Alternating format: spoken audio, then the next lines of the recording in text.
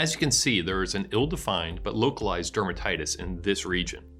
To rule out the possibility of an infectious etiology, we will be performing a superficial skin scraping, utilizing a derma pack to submit for DermStat analysis.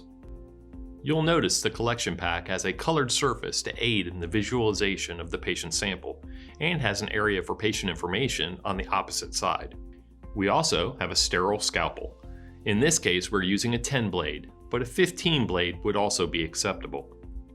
For ideal specimen collection, position the card in a manner that we can collect any tissue scraped from the lesion onto the colored surface of the card.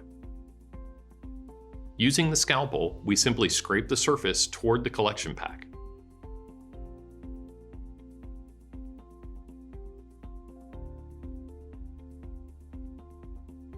Following the physical scraping, the blade should be wiped on the interior of the card to ensure collection of any sample adhered to the scalpel.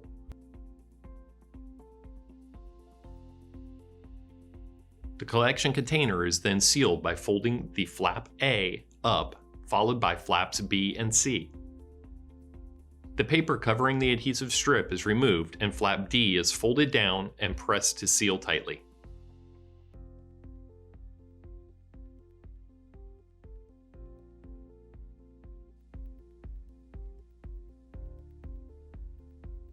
The completed specimen pack is then reinserted into the original bag and sealed.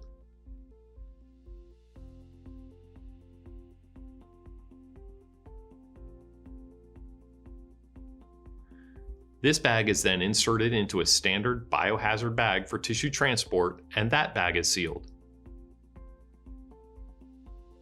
We then want to fill out the DermStat requisition with all patient information, as well as the appropriate DermStat testing to be performed.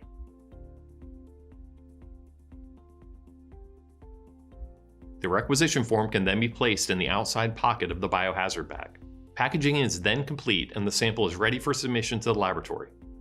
The specimen can then be shipped to the laboratory via a laboratory transport pack.